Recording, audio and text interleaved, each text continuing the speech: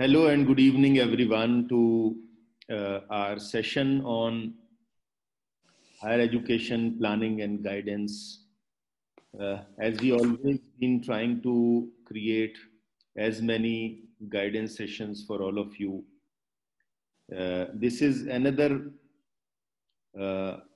particular session which we have scheduled for your complete guidance with respect to scholarships, because what I always see, as I was telling you, many of you might have heard me while I was making announcement in the classes today, that many of the students think that they do not belong to a family which can afford higher education abroad. This is not correct. It is not only money that make you for better education. It is never a money which make you for better education, I would say. It is only intent, and it is only right process that make you to approach and proceed to better education process, either in India or abroad. So we are here today after many sessions which we have done on guiding with respect to career, many sessions which we had guiding with respect to specific aspects of law that you are studying, that you are supposed to understand, many workshops, many training programs that we always do. And almost we are running 3 teaching sessions, one on evidence, one on IPC, one on public administration regularly. And next week we are coming up with many more teaching sessions on jurisprudence, on law of contract, and again, law of insurance also. Today's session is very specifically planned to guide you all with respect to better opportunities and better avenues which you have to procure for your higher education abroad, or I mean anywhere, be it Europe or America or Australia or Singapore or wherever you wish to. Important is that you have to be in a position to make sure that you will be in a position to fund and get and procure good scholarships for your higher education. Only then it is meaningful. Otherwise, only paying all the money from your own pocket for higher education is, yes, always a sense, but it would be better if you create a situation where you, because there are hundreds of scholarships, so you have to get those scholarships to proceed further. I've been regularly, almost on daily basis, recommending my students or someone who is known to me to higher education in India, in America or Europe. My own niece and nephew are going to Glasgow on 24th for engineering education, MSc. So all these is possible only when you understand the right process, right perspective. Today we have created a session with Miss Aisha Khan, who is an advocate, who is going to discuss with you how actually one has to approach higher education. And I must have to say, it is important. Sometimes you realize importance of higher education during your law school time, graduation. Sometimes you understand it just after passing out. Sometimes you realize it after 4 or 5 years also. I met a girl who I taught in 2009, 2008, 2009, I remember. She worked with Advocate Mr. 𝗢𝗪𝗫𝐺𝐺𝐺 and Mr. 𝗚𝗪𝗫𝐺𝐺𝐺 also. And she came to meet me, and I asked her, what is the issue now after 12 years? So she told me that she is going to Cornell for higher education. So even after a decade of your legal education, you tend to realize that it is important, something which is important for you. And you start applying and approaching, and then you research.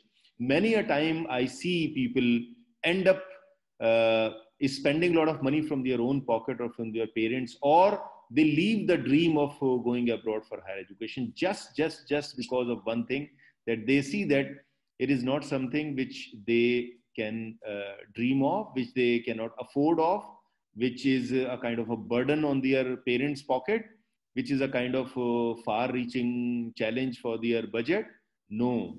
Today's session is to make sure that higher education abroad is something which is a reality, which you have to make sure by your own good research, by your own right process to apply, to see both education perspective as well as the scholarship perspective.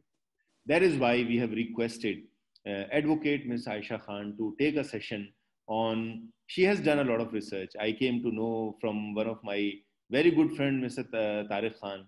He told me that Aisha has done a lot of research on how scholarships could be very meaningful for the law students to pursue education abroad and to excel their perspectives in legal profession. And I'm very happy to have invited her today to all of you. And I just wish that you make sure that we have to, that you all have to make the best use of her time by asking relevant questions which are pertinent to the topic and which are relevant to the forum today and whatever she is going to explain you today.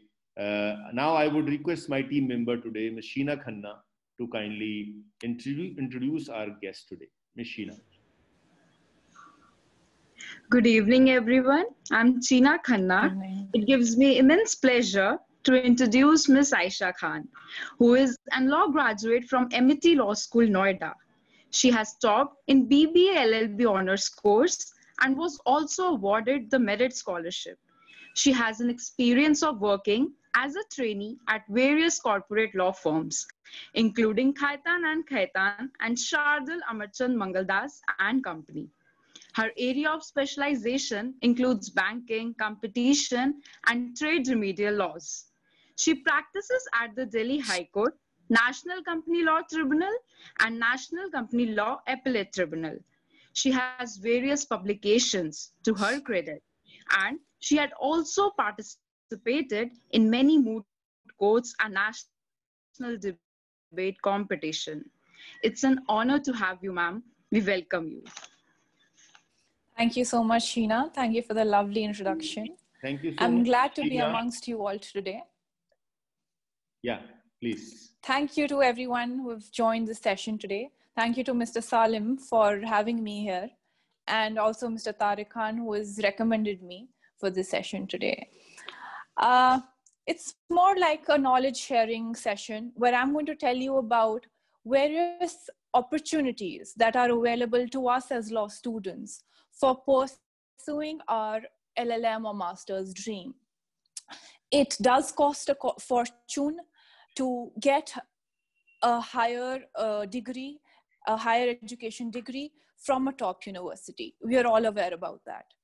But there are so many scholarship opportunities available nowadays that, you know, none of us should hold ourselves back or should take a step back because of financial constraints, is what I got to know after doing a lot of research and talking to relevant people. So before I go on to discussing the scholarship options and the types of scholarships available, the first requisite is that we need to define our LLM program in our own mind, in our own head. We need to carefully choose the master's program, our specialization program that we want to pursue, and then go ahead with the scholarship applications. Why I say so is because when you are applying or filling in your degree, your master's application, you are supposed to write a statement of purpose, or popularly known as an SOP. And this statement of purpose defines why you want to do this program and what you're going to do with this master's program ahead in your life, where you're going to take your education, right? How you're going to use the education obtained from let's say, a top university. Now, this SOP, the statement of purpose for your master's program, must resonate and be in line with your scholarship application.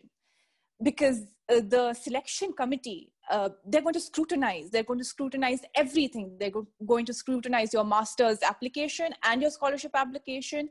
And they're going to, look into the nitty-gritties and try to, that's why they're going to give you a scholarship only if you are able to convince them that, no, I am doing, let's say, a master's in human rights law, and then I want to go back to my own country and work in that area and contribute to the domain. That's how you're going to be able to convince them to give you a scholarship, a fully funded scholarship.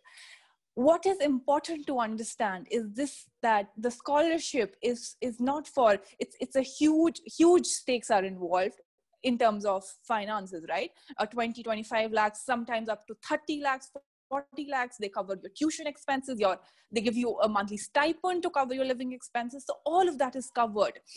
So you need to understand what is at stake, and hence equal amount of determination, hard work, efforts are required. Nothing comes easy, right? And there are no free, you can't get anything for free. Therefore, efforts and hard work are going to play a crucial role. It's just like the everyday college project, right? We're supposed to complete a dissertation, let's say, for example, or a research paper. We are enthusiastic about it in the beginning, but we sort of tend to become laid back towards the end and try to finish it at the last hour. But that cannot be the case when you're filling in your scholarship applications and writing your scholarship essays, because it is a holistic process and it requires a lot of persistence and a continuous work. You can't get laid back about it. Hence, you must be focused and not lose hope at all, because you might get rejection. There are a couple of options. You might not get into one, you might get the other one. So you must not lose hope and keep multiple options open for yourself. And try at multiple, try in multiple categories and try for multiple scholarships so that you have various options available. So that's the first aspect, right? Then comes shortlisting the category of scholarship. There are primarily 3 categories available. The first one is scholarships that you get on the basis of your merit. If you're a topper, you have a fair chance of getting a lot of scholarships. These scholarships are available for let's say, academically brilliant students, right?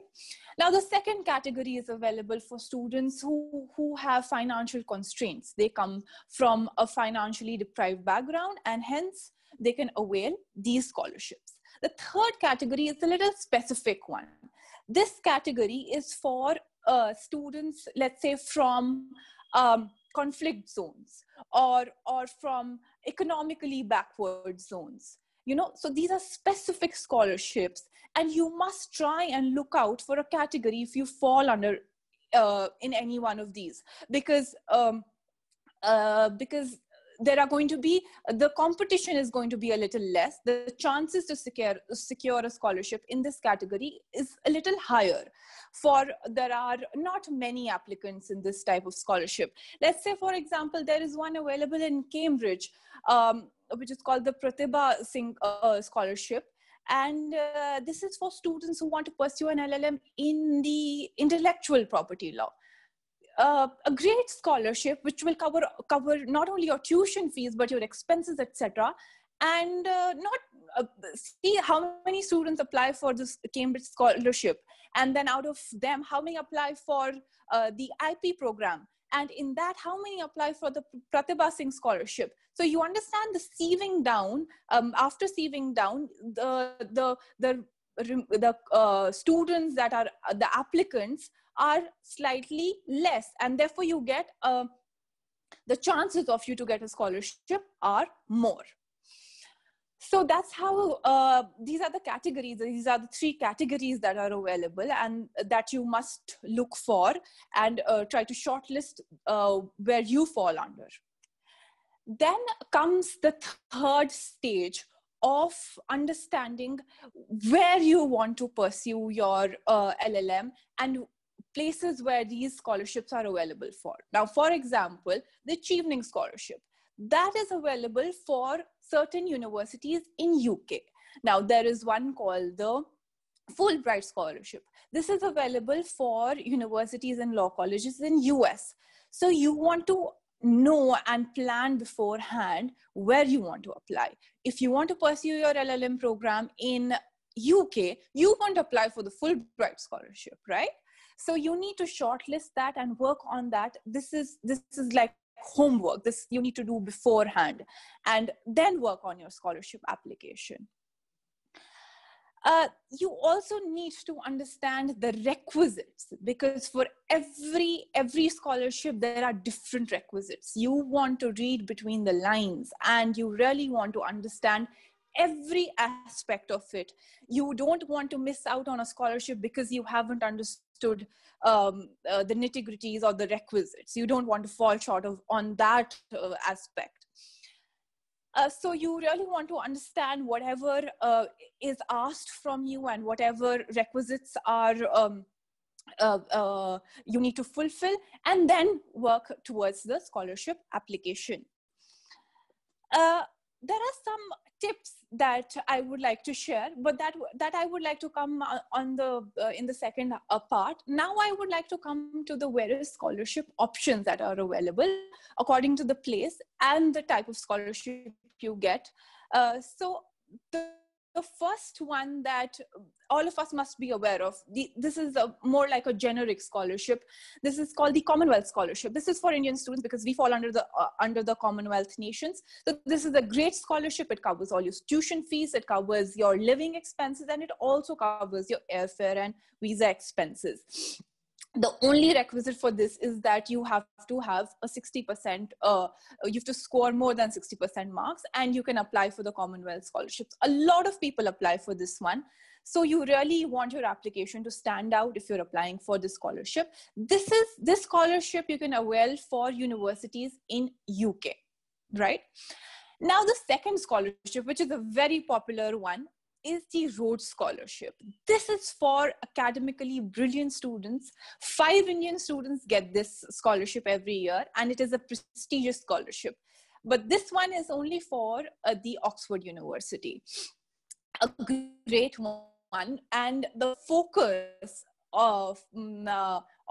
for this scholarship is, they're looking for global leaders. So when you're filling an application for this scholarship, you want to convince them that you're a good leader and the qualities that you possess as a leader.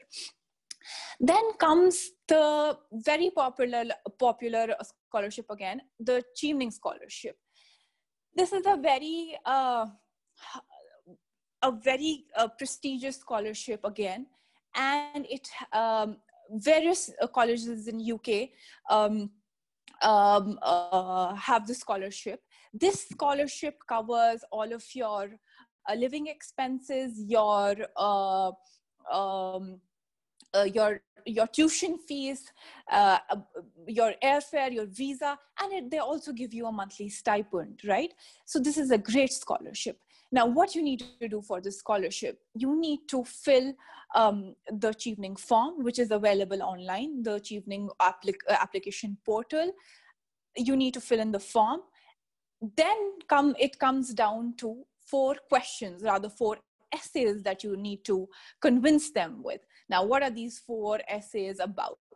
The first question that they ask is about your leadership qualities. So you're 500 words, you need to describe how you're a leader and how you are going to be a leader in the future as well.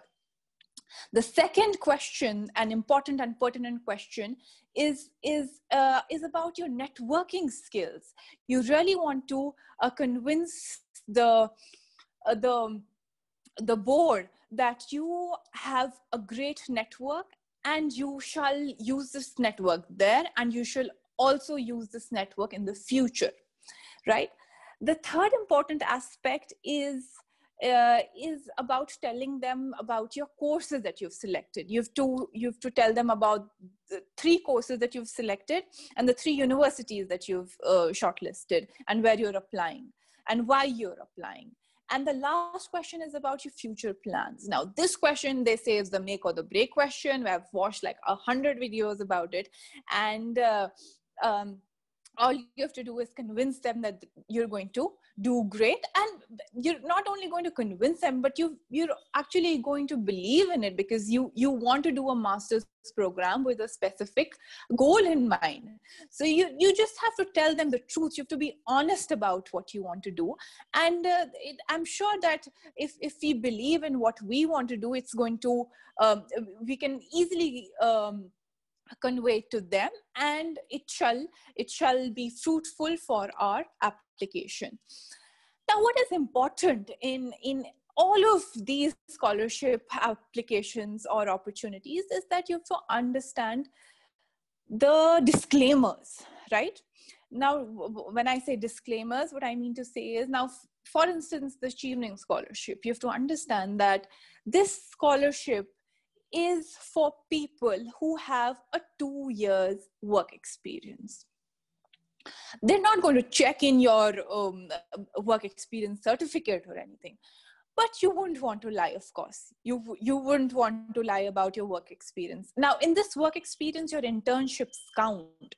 So if you have a work and any voluntary work experience, if you've worked with some organizations, any social work you've done, you can show all of that, but you wouldn't want to lie about it, because it doesn't, if they get to know about it, it wouldn't reflect a good image of the country on a larger level.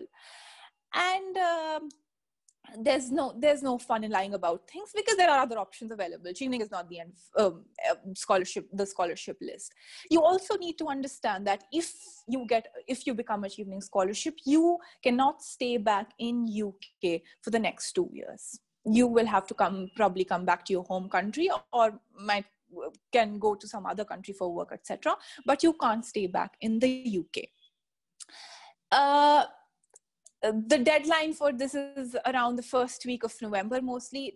Now for 2021-22, the applications are already, the deadline is already gone. So you can probably try for 2022 for the Llm one. Then you have other scholarships like the Gates Scholarship, which is for the University of Cambridge. All you need to do is convince them with a 500 word essay and tell them your future aspirations and why you deserve this scholarship. Another important thing for this Gates Scholarship is the letter of recommendation. A letter of recommendations plays an important role in your Gates Scholarship program. Who should you ask for this letter of recommendation? I would say, after researching and checking a lot of videos, etc., someone who knows you very well, someone who can explain it to the committee why you deserve a scholarship and what you can do with it, how you are better than others, how you stand out, and why do you sometimes you want to also to tell them that you need it, you need the scholarship because you can't really bear the expenses. So you want to bring in all the realities and all the fronts in your application, right? Now, universities, if you go onto the application portal of various universities, you will be surprised to see multiple university scholarships. For instance, the Llm Scholarship or the Commonwealth Scholarships are scholarships provided by the government, right?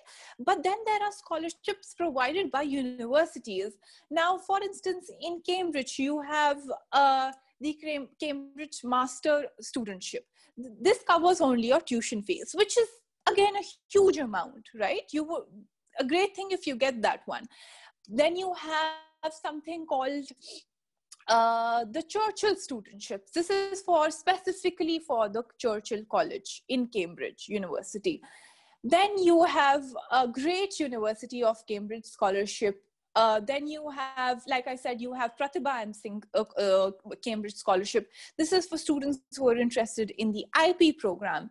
Then you have 𝗚𝗏𝗵 Cambridge Scholarship. So, you know, multiple, the list goes on and on. So if you check and you scrutinize and you research a little, you might fit in one specific category, and you might really get one because there are not a lot of students applying for these specific scholarships.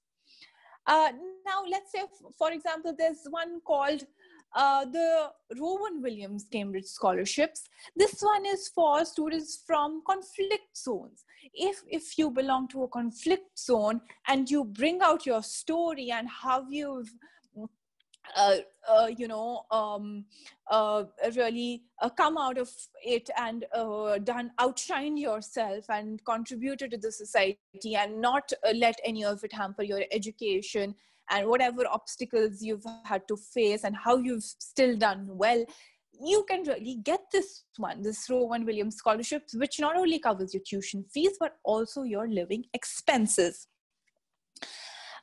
We then come to the scholarship called the Fulbright Nehru Masters Scholarship, which is for universities in the USA. This is a great scholarship. It covers your tuition fees, it covers your medical expenses, it covers your visa requisites and requirements, it covers of course, your tuition fees, living expenses, like I said. The major requisite for this is that you need to have 3 years of work experience. So this is one requisite that you would want to know before applying for this scholarship. And you require your employers an endorsement form that needs to be filled by your employer for this one. And you also need to have 3 other letters of recommendation for this one. Other than this, you also need transcripts and a statement of purpose and an updated resume and a good English proficiency score for the Fulbright Scholarship. I'd again like to repeat that this is for colleges in USA, and this one closes tentatively in the month of May. So there is still time for this one. You could probably apply. If you're interested in colleges in USA, there is still time for you to apply for this scholarship for the year 21-22, right? Then you have the Inlack Scholarship. This is again a very popular scholarship. This is great because this scholarship is for colleges in UK, US, and Europe. So what else would you want? A scholarship that covers all 3 prime locations for top law colleges in the world. Now, this scholarship, generally you have to fill in the applications between the months of January and March. This year, because of the COVID and everything, they're sort of not taking applications, but I'm sure 2022, they're going to take applications, and students who are interested in pursuing an LLM program in 2022 can definitely fill in for this one. So you're going to be surprised for the amount that they cover. They cover $100,000. So $100,000 are covered under this scholarship, and all you need to do is fill an online form. You need to have a couple of recommendation letters and given your Aadhaar details, right? Now, these were very popular scholarships that you have in UK, US. Then by the government of these countries and these various organizations, foreign organizations. Then you have some great scholarships which are created by Indian organizations. For instance, there's one called the K.C. Mahindra Scholarship. This one is for colleges in UK.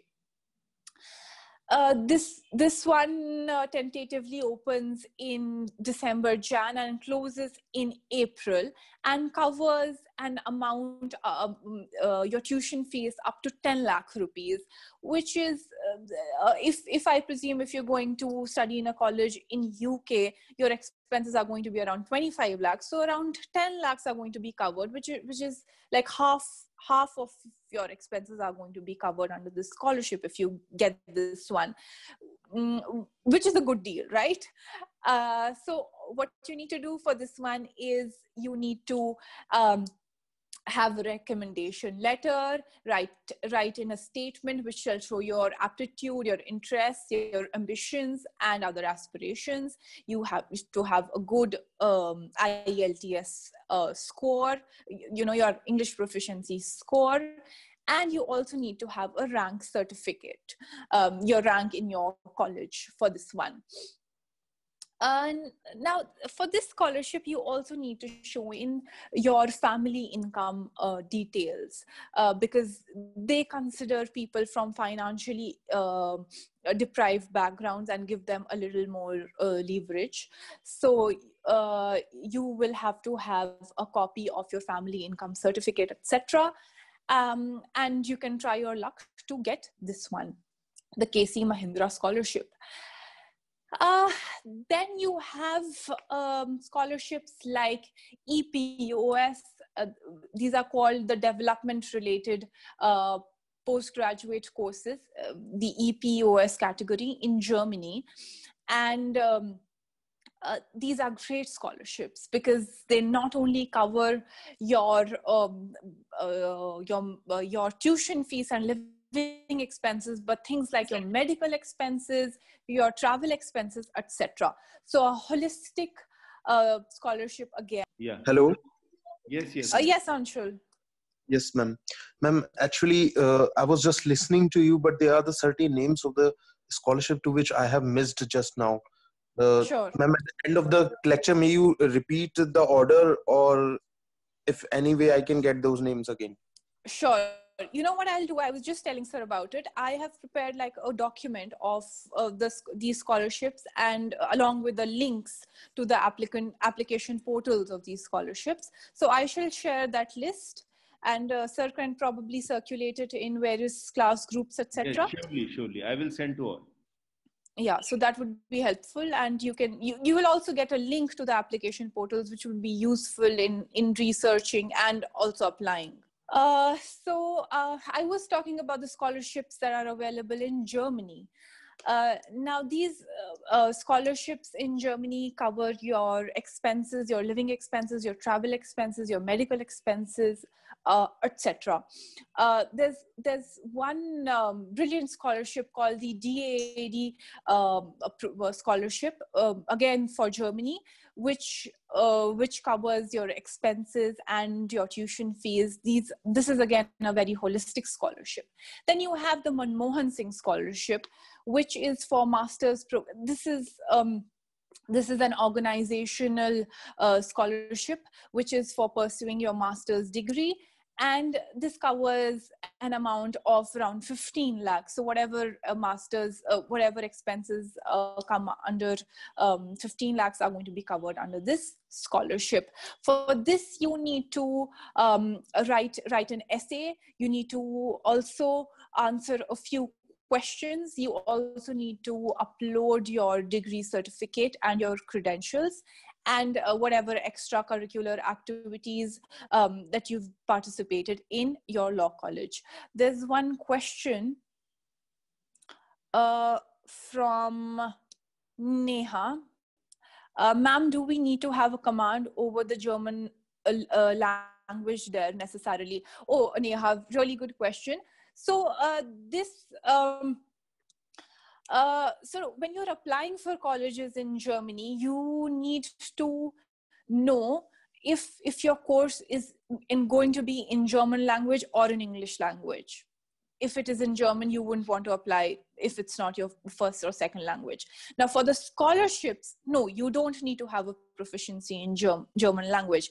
You need to have a proficiency in English, just like for other scholarships. You need to have a good IELTS score or a good TOEFL score. Same goes for the DAAD scholarship and the EPOS scholarship. You need to have a good English proficiency test score and not a proficiency score in the German language. But for the colleges and the master's program, you need to be specific in the course that you're choosing, and you need to be very careful because, you know, sometimes the courses are in German language. So you need to, you will have to research and know what language medium they're going to use for communicating the degree. So that pretty much these are the scholarships that are available there by the UK-US governments and other organizations. And I shall also share the Word document that I've created, which covers the deadlines, the amount that they cover, these scholarships cover, and the requisites that you need to fulfill before applying for these scholarships. So I've created a chart sort of a thing that Salim sir will share with you all in groups, etc. And you can have a look at them. But more than anything, I would like to tell you people about the tips that you know, things that you need to keep in mind while you're applying for these scholarships. So first is that you must start early. Start early as in start a year ahead. If you are planning to go for an LLM program in 2023, start 2022-23, start now. Now is the time to research and look at various applications, colleges, etc., scholarship options. So start early. The earlier, the better. The second thing that you need to keep in mind is who you're going to approach for your letter of recommendation. Letter of recommendations play a crucial role. So do not think that, you know, don't get laid back about your letter of recommendations. Make sure that you talk to the right people at the right time, be it your professors, your head of institutions, etc., or your employer. You will have to convince them and you know, create a rapport and build and tell them that you're planning to do this and, you know, the way to go about it, because you really want to have an impactful letter of recommendation. The third thing that I've done for myself is that I've made a chart, because I don't want to miss out on any deadlines. And I think all of us should do that. We do not want to miss out on any deadlines. That can't be the reason for us to miss out on a great LLM master's degree. So we really want to make a chart and stick to the deadlines and apply 2-3 days ahead, because, you know, sometimes problems like payment, other issues, or internet problems could be a problem in applying for these courses, these scholarship applications. So you want to apply 2-3 days ahead, you know, complete your application 2-3 days before the deadline, so that you don't miss out on any of them. Then you also need to edit and review. So keep time for that. Take suggestions from people. You might want to share it with a couple of professors, your peers, etc. So that, you know, the best is what is delivered, and the best is what is there for them to scrutinize and consider. Lastly, don't overwork. You know, if you be honest in your approach. You don't want to you want to make it a very personalized application. You don't want to make the application sound like everybody else's. You want to make it sound different and special. So don't overwork, and don't think that should I add this and that, and, you know, go all over the place. Just stick to what you had the initial idea in mind and what you want to do in future, and just be honest. and make it very personal, and make sure that it reflects your future plans. Do try to think a little outside the box. Try to do a little of brainstorming and think what is different about you, what is the difference you could probably make, and how you would want to go about it. Lastly, before I end the session from my end, and you can probably ask questions if there are any, I would like to tell you that specific master's courses have specific scholarship opportunities. There are specific scholarship applications available. For instance, if you want to do a master's program in arbitration law, there is a specific scholarship called the 𝗦𝗫𝐶𝐿 Scholarship. And there is something called the 𝗢𝗪𝗵𝐺𝐂𝐵𝐺 Scholarship, where you have to write an essay and try to convince the committee to get you into the 𝗦𝗫𝐶 University with a full scholarship. So, you know, these are things that you need to look at. You need to shortlist your master's program and your specialization program, and then go ahead with it with motivation, conviction, so that you can give it your best and not get tired of filling the applications, because it's a year-long process. You might want to watch videos online of scholarship holders who will all tell you that it's a lengthy process and it does take a lot of time. So don't get tired or exhausted, and try to give it your all. The best shall come to you. So now I would like to take any questions if there are any. Okay, so the first one is, ma'am, can you tell whether we need LSAT, and if yes, which of these countries? Now, LSAT is required for US, not for scholarships, but for pursuing a master's course in various, not all, but certain law colleges in the United States. But this is not a requirement or a prerequisite for applying for any scholarship. So no, you don't need to have an LSAT score before you apply for these scholarships. Acha, kindly, there's one question, if there is any scholarship which includes spouse maintenance. Yes, there are a lot of scholarships which include spouse maintenance in European countries. I came across quite a few. There's one called 𝗢𝗽𝐴D in Germany, which covers your spouse maintenance. I shall look for more and try to include it in the list. But for now, what I know of is the 𝗢𝗽𝐴D scholarship in Germany.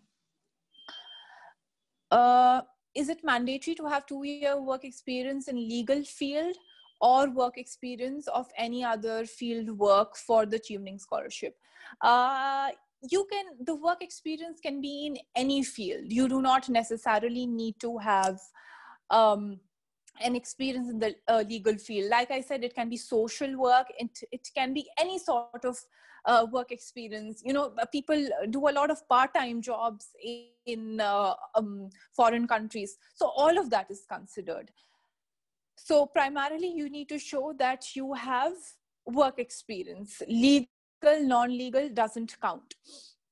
It can be voluntary, it can be social work, it can be any sort of work experience. But like I said, don't try to make up things and don't try to include false details. You wouldn't want to ruin your application because of giving any false information. It shall not have a good impact, because there's an interview round as well. For the Chevening scholarship, after you're done with the application, the online application, there is an interview. If you're shortlisted, there's an interview that you shall have to face, and you don't want to put a bad image in front of them there with false details. Can you recommend any agency that can help you in scoring a good scholarship, who will tell us the best options based on your ability to get them? I am not sure if there is any agency that helps you get good scholarships, but there are these counselors, this Chopra's, for instance, which helps you get admissions in foreign countries and foreign universities. I am not sure about the scholarships. There's one called 𝗀𝗃𝗃 that I received a mail from the other day. You might want to check that one out. So just type in 𝗀𝗃𝗃 scholarship and try to see what's available there, because I recently received a mail from them, though I did not really go into the details or anything. What is the right time for preparing, to start preparing for the TOEFL and IELTS? See, it's an English proficiency test and you want to give it some time. The exam also costs, the application form for that exam costs around 10,000-15,000 rupees. So you do want to prepare for it and not just give it like that. So give it at least 2 weeks, I would say. Watch videos, understand the pattern, do a few exercises. I think that would be enough to help you prepare for the exam for IELTS or the TOEFL exam. But make sure that you understand the pattern. That is what is more important, because there is a time constraint, and there is also the requirement of a band score, which is required. So you require a 7.5 band score for most scholarship programs and most of the master's programs per se. So you would want to score more than 7.5, for which you would need to prepare. So give it 2-3 weeks time and start preparing, even if it's a month in advance, I would say, because you really want to do some exercises before you go for the exam.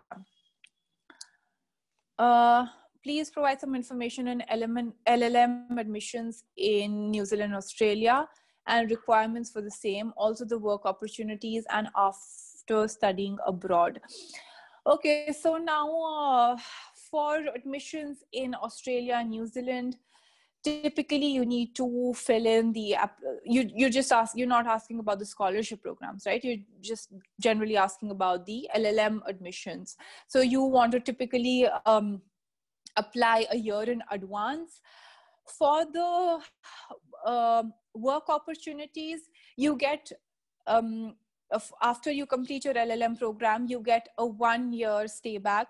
So you have the opportunity to in this 1 year to certainly get a job or do some internships, etc. after you complete your LLM degree, and probably secure a job. For the work opportunities, etc. in New Zealand, Australia, there are magic circles in Australia, from what I know, and you can definitely apply not just in big firms, but also, you know, other corporate offices, firms, etc. in Australia. But as far as the LLM admissions are concerned, it's pretty much the same pattern as for UK, US. You need to have a good English proficiency score. You need to write a statement of purpose. You need to have letter of recommendations and fill in other details. Then there's this question. For LLM, if we go in any European country like Norway, how is the prospect there? And as a career, if you want to avoid the major European country, please suggest. Okay. Norway seems to be a great option, not just for the career point of view, but for the LLM point of view, for human rights and all of these subjects. You know, there are colleges in Norway that specialize in human rights laws. So if you're interested in human rights laws, you might want to consider Norway. About the career opportunities in these countries. So different countries have different policies. Certain countries, you get a 12-month stay back. Certain countries, you get an 18-month stay back. Then countries like Switzerland, etc., you get slightly less time of a stay back. So you want to really research about it and understand how long how long is the stay back that you get after completing the LLM program in these European countries. And because this period you can use for getting a job or, you know, interning at different places, and then converting your stay back period to a residentship, which will eventually convert into a blue card, green card, etc. holder.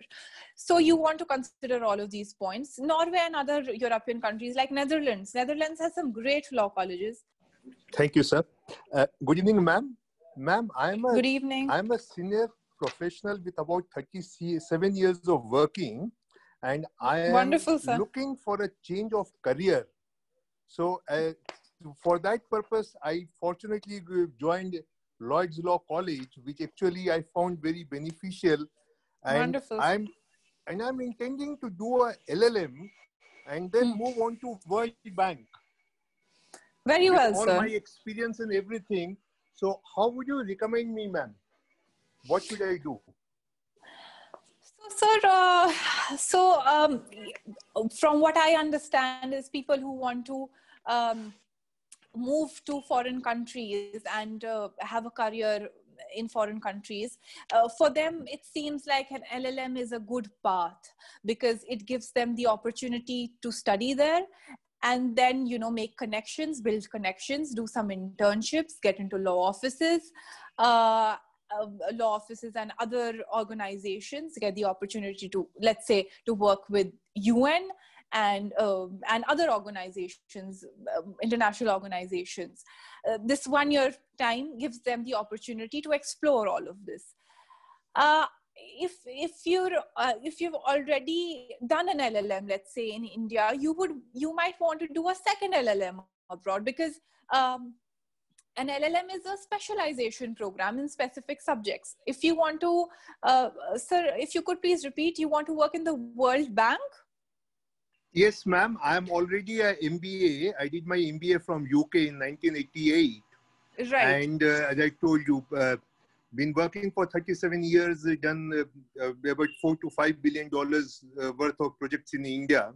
And Very now, well, I want to use all this expertise for all the developing countries. And I thought the best place would be World Bank. And one of the prerequisites for World Bank I saw was LLM. Yes, sir. Yes, sir. You're right. That's when I joined LLB, only to pursue a LLM and then be a part of World Bank. I would be joining a D1 or D2 director level, where LLM is a prerequisite. Right, sir. So, sir, for you, I'm not quite sure what specific subjects you would want to pursue in your LLM. If you pursue an LLM from abroad, you might want to take securities, marketing, banking as your subjects. And simultaneously, while you're pursuing your LLM program, you can apply for, you know, these world organizations have various internship opportunities, and they have a lot of paper presentation opportunities, research opportunities. You might want to connect with any of these programs and try to apply for the, let's say, the research and the paper presentation opportunities that they have. So that's how you can build a rapport with them while you're pursuing your LLM. This LLM will give you an edge over others, and you've must have already built a connection with them. So it'll get you a better, it'll not only give you an edge, but, you know, a better chance of getting into the World Bank directly is what I think.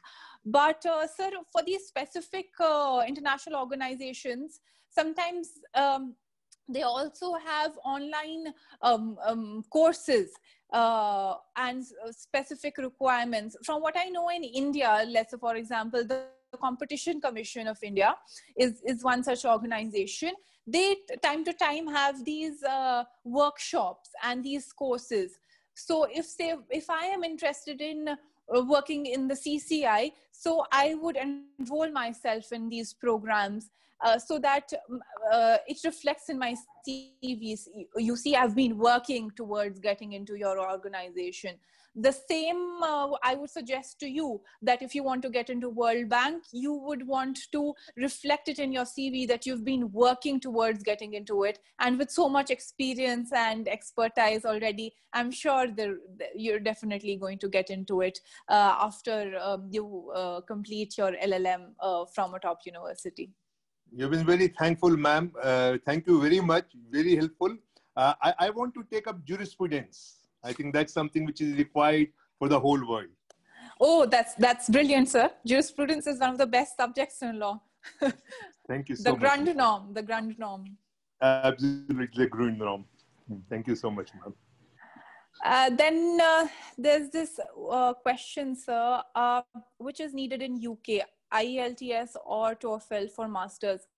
They consider both. You can go in for IELTS, TOEFL, or there's one Cambridge English proficiency test. Either of the three you can go in for. But IELTS is a more is a test which is recognized by most of the colleges. So I would suggest to go in for IELTS, because most of the colleges in UK, Europe, etc., US, all three countries consider IELTS. So go in for an IELTS.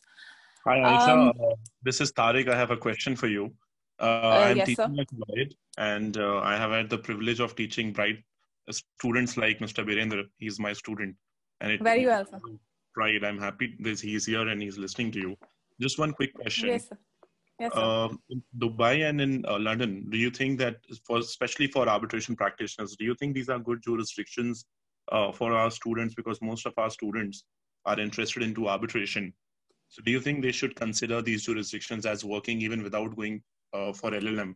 You know, starting from these kind of jurisdictions like Dubai, which is it's very simple to go to these countries rather than going to countries in the West, because work permit is a lot of issue. So what is your take on that? Yes, sir. So from what I understand is that UAE as a place is a great option for Indian students, because especially for arbitration, because they have because from what I understand that a lot of business, a lot of market is with Indian industrialists and Indian industries and the Indian government. So they need Indian law experts and arbitration specialists, etc. So a lot of firms in Dubai have openings, especially for persons who've practiced in India. So Dubai is a great option for applying. For London, I'm quite not sure if law firms would be interested, you know, especially the top law firms, though London is the best place to practice arbitration. But I'm not quite sure if they would directly want to hire a new LLB graduate, because of the lack of experience. And also because, you know, from what I've heard is that these magic circle firms, etc., they have something for they consider students, etc., and practitioners who have an LLM degree from a top university and have a niche in a specific subject. Now, let's say, for example, I have a master's in corporate law from Cambridge. I would definitely have better chances to get into a law firm in London and pursue a course and get into a law firm in London and make a career for myself there, rather than going in as an LLB graduate from India. There was a question. There is a question which Muneeb is looking to ask. Mr. Muneeb. Good evening, sir. Good evening, ma'am. Good evening. Thank you, ma'am, for such a lovely session on global scholarship opportunities and higher education planning. I think I have personally had various doubts regarding the same, and you have cleared all the doubts, I believe. I'm glad. And many of my friends are also attending this session. So there is a fallacy in some parents also, they think that even if one gets scholarship, still they have to pay hefty amounts, which I think because of this session, many of us might have had this doubt, but this has also been cleared. My query is a little specific and very simple as well, regarding the skills and regarding the activities which a law student should do in a law school. Because we see after 5 years or after 3 years, whatever the course is, right, then we kind of jumble things. We are having limited things at our disposal. If we are good in academics, we just have academics at our disposal, and then we confine our scholarships to that only. We are good in academics, so that we will only go for academics. So what are your views on like formulating a goal in a law school in 5 years? Which skills are important, whether co-curricular activities play a vital role, and how they will help us in getting the desired scholarships and giving us widest discretion in choosing the scholarships. Yes. Very well, Pradeep. So, you know, it's always good to have a long-term plan in your mind that really works for you.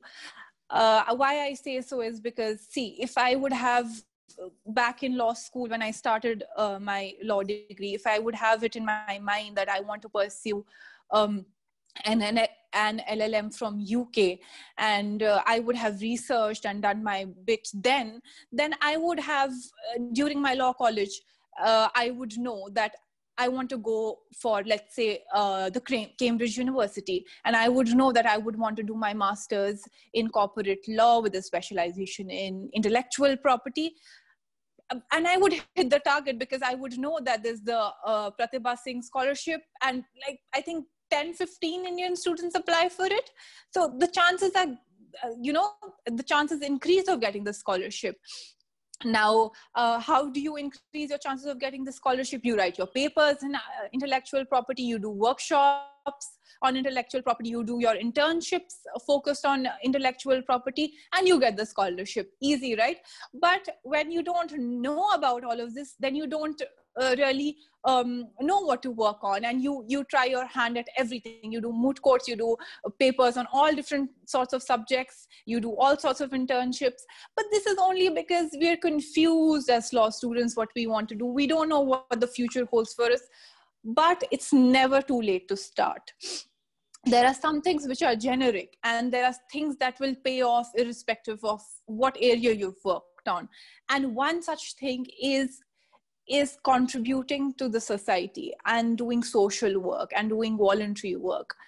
From what I understood when I've been applying for these scholarships is that they really hold value and give a lot of credit to any voluntary and social work you've done. So you want to be connected with organizations like HelpAge India, the Red Cross Society, and, you know, other organizations that work towards upliftment. I mean, even the little ones, you know, not so recognized, even if they're not, you don't know names of them, and you bring it in your application, you know, that you've worked towards helping different, the socially backward groups and other groups in the society, the economically deprived sections of women, for instance. And you know, I was recently reading the interview of someone who just secured scholarship, and she was talking about how she, in her application,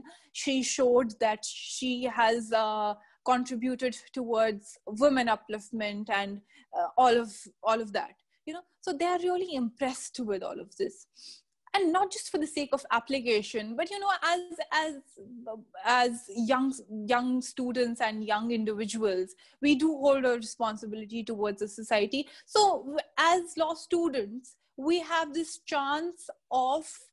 great chance of doing some legal awareness camps, which I think is a great thing and which will work for any scholarship application or any master's application. And not just for the sake of application, but it's a great learning platform also. It not only connects you to the sections of the society, but also for your own learnings, etc. I think legal awareness camps is one thing you can associate yourself with in your college days. it shall work for you in your applications in future also.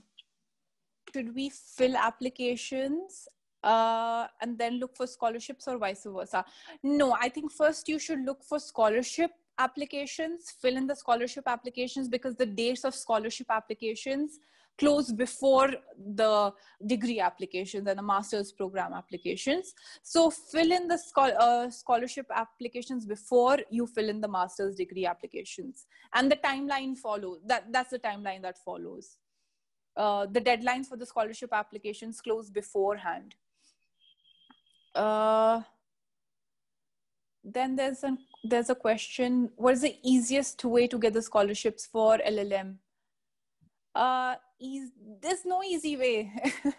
You will have to research, and you will have to know what scholarship criteria you fall under, and then apply accordingly. It's a lot of hard work. So there's no shortcut to getting a scholarship.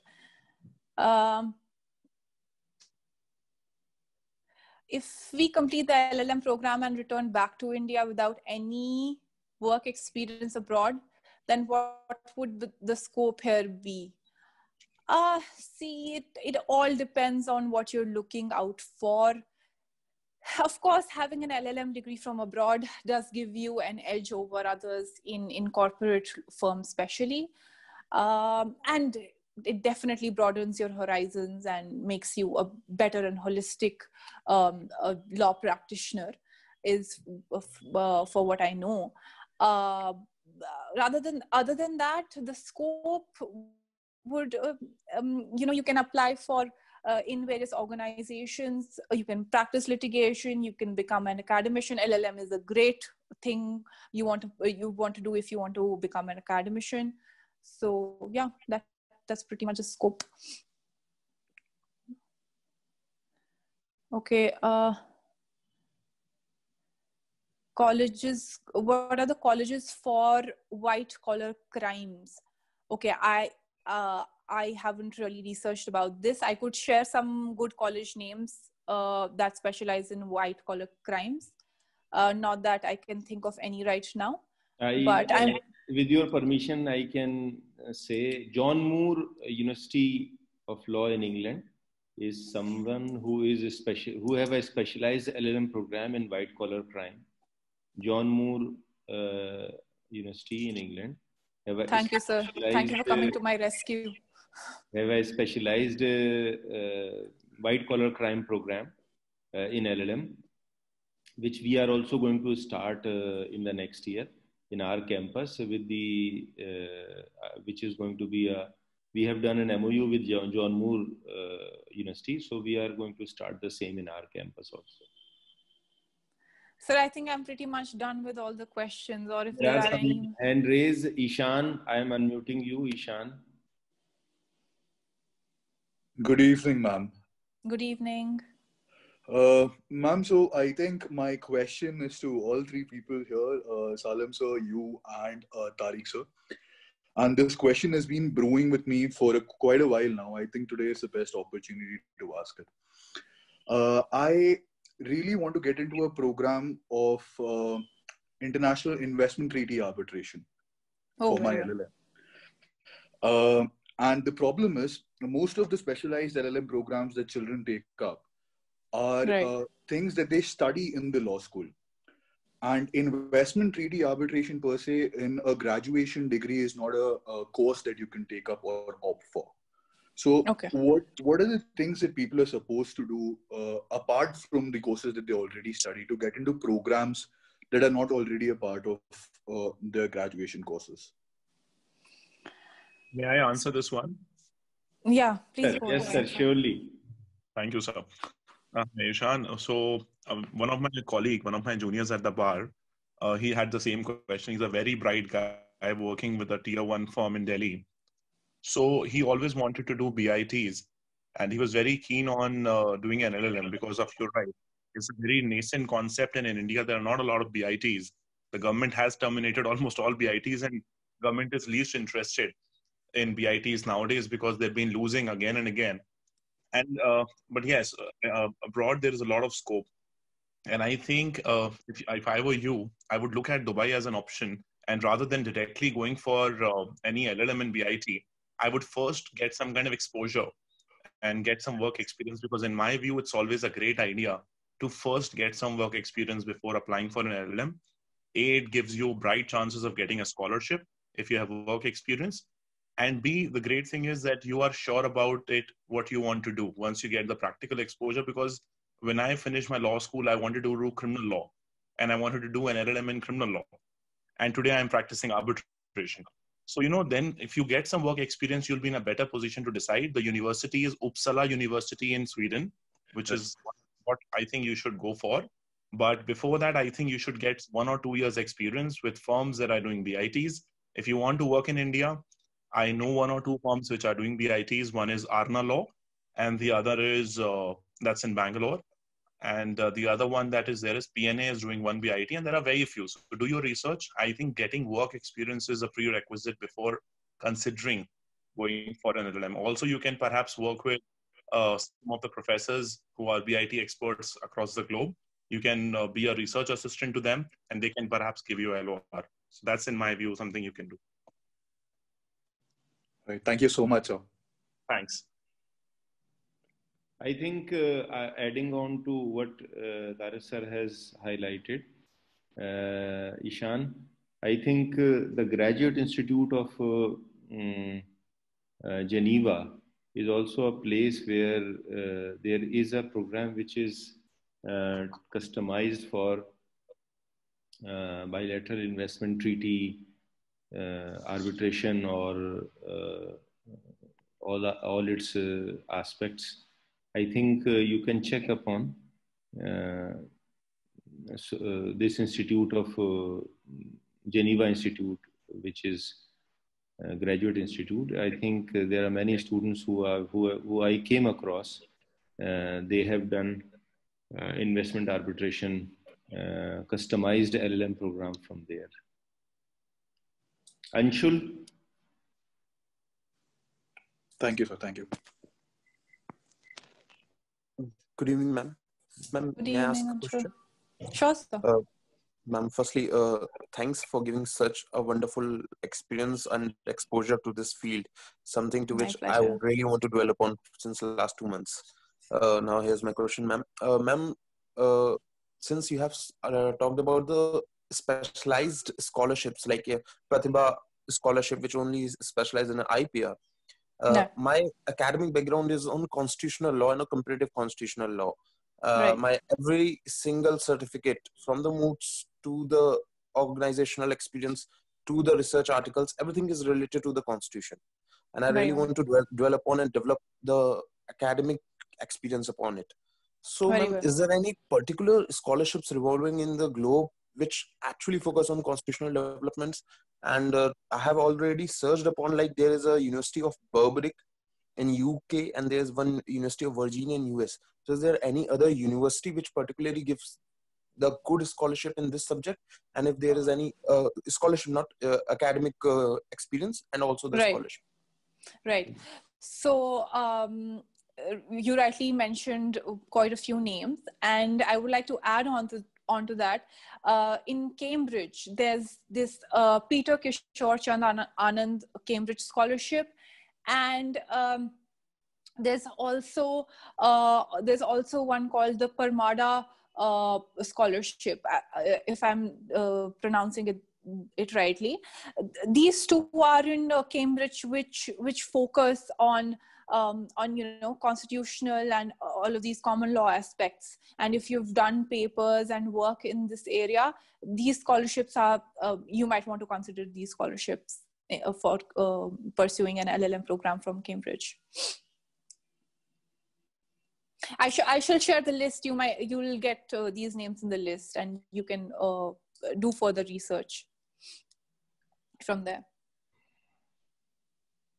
Anyone else having any question with respect to scholarship, LLM program?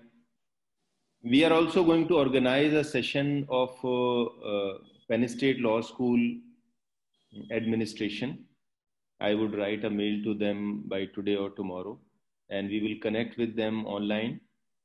All the 7 scholarships that we have from Penn State, we will get a session ready in next 15-20 days, because they are mostly on vacations in the end of December and first week of January. So I will connect to Mr. And then only we will be, I will connect to them, to the director admissions over there, and then only we will be in a position to convey you as to who will be getting the 7 scholarships that we have, in which we have 90%, 80%, 70%, 60%, and 35% scholarships for our students to study in Penn State Law School, America. Over there, you can have all the options of be it arbitration or IPR or any other options that you have. Apart from that, we have 3 more MOUs. One is with John Moore, one is with Buckingham. So these 2 are also open, yes, with the scholarships. Third is Peking University. Also, 1 scholarship is available. So any of you who is looking forward to that, kindly start sending the mail for next year. I mean, because this year के तो सारे admissions हो चुके हैं. 2020 के जो अभी late हुए हैं, जिनमें जनवरी में वो लोग ज्वाइन करेंगे, जिनको अगस्त में ज्वाइन करना था.